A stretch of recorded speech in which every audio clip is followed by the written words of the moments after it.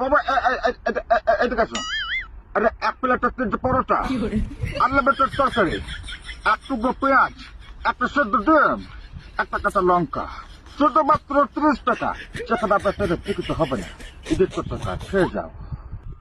এই যে দাদা শুনছেন, আরে এদিকে আসুন, খেয়ে যান আমার পকেট পরোটা।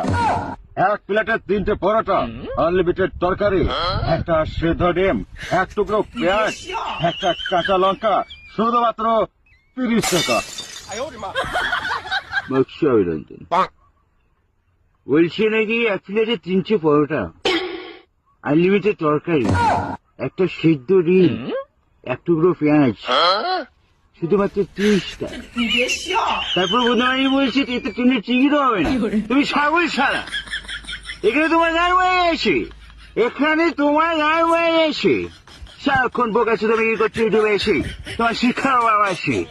এগুলো আমি বলিনি, এই রোদ্দুর হয়ে বলছি, বুঝতে পারলে রাইজদা।